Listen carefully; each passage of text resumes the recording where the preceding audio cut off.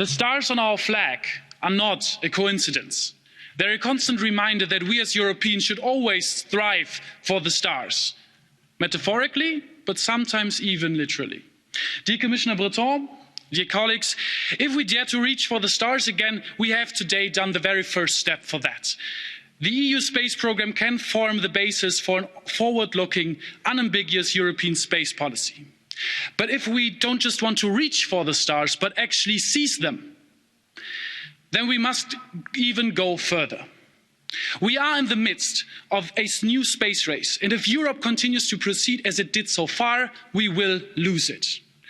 55 years after the Outer Space Treaty, only a minority of European member states have enacted a national space law. They passed their chance.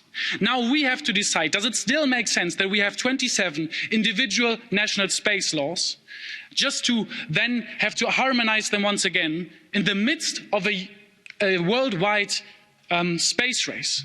No, it does not make sense. We need a uniform European space law as soon as possible, because we need safety and security, and for the private sector we need clarity and we need planning security.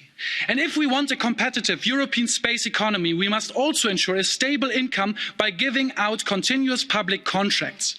We need a very close cooperation with the ESA and to enable such big projects like a European Megakonstellation.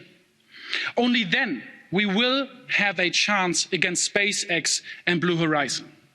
Monsieur Breton, I think you are also in the very historic situation that you have to define what our European global position will be. We have to ensure that we should step forward on the world stage to find a common ground for open regulation issues, just like space traffic management, space debris regulation and registration of private spaceflight.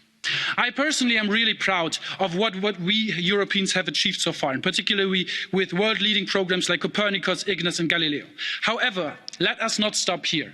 Let us accelerate and let us ensure that there are not just stars on our flag, but our flag on the stars.